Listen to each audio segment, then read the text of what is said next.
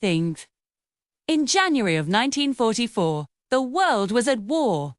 In America, another battle was being won against segregation, against the deeply ingrained belief that the color of a person's skin determined their worth. It was during this time, with the nation's future hanging in the balance, that the United States Navy made a quiet but historic decision. At Camp Robert Smalls in Great Lakes, Illinois, a unique experiment was about to begin. The Navy selected 16 black enlisted sailors for an accelerated officer training program. Now, a standard officer training course back then lasted 16 weeks. These men were given just 8. This wasn't some act of progressive generosity. It was a test, but a test designed for failure.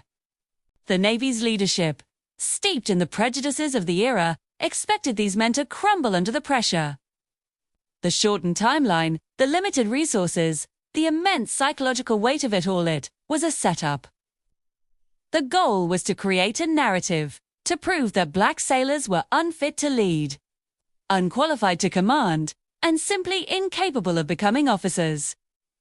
Every mistake, every stumble, would be weaponized as justification to keep the officer corps segregated, to maintain the status quo of racial exclusion.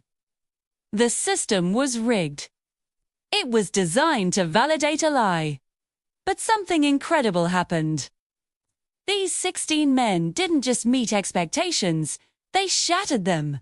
They understood the stakes. They knew they weren't just fighting for themselves. They were carrying the hopes and dreams of millions on their shoulders. They studied harder, pushed further, and supported one another through the grueling 8 weeks. They proved the system, and everyone who designed it, fundamentally wrong. Despite the odds, all 16 men successfully completed the program. 14 of them were commissioned as officers on March 17, 1944, becoming the very first African-American officers in the modern history of the U.S. Navy. They would later become known as the Golden 13s. Their names were Jesse W. Arbour, Philip G. Barnes, Samuel E. Barnes, Dalton L. Bohr, George C. Cooper, Reginald E. Goodwin, James E. Hare, Graham E. Martin, Dennis D. Nelson, John W. Reagan, Frank E. Sublett Jr., William S. White, and Charles B. Lear. 3 others, though they completed the training, were appointed to different warrant officer ranks. But together, all 16 men had made history. Their success did more than just break a barrier. It dismantled one of the most insidious arguments used to justify discrimination. For years, opponents of integration had claimed that opportunity was already equal and that the lack of black leaders was simply proof of a lack of capability. The Golden 13 exposed that for the lie it was, they proved that excellence had been there all along, just waiting for a crack in the wall of exclusion. The story of Camp Robert Smalls is so much more than a piece of military history. It's a profound lesson for humanity. It demonstrates, with crystal clear certainty, that when you remove artificial barriers, human potential blossoms. It reveals how discrimination isn't just morally wrong. It's a foolish waste of talent, a self-inflicted wound on any society that practices it. These men didn't succeed because the system was suddenly fair. They succeeded in spite of its profound unfairness. They won a game that was rigged against them from the start.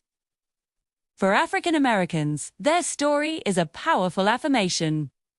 It's a reminder that capability has never, ever been the issue. Access has, opportunity has. 2. The Golden 13 embody a legacy of resilience under unimaginable pressure, of maintaining dignity in the face of constant doubt, and of forging a leadership style born from adversity.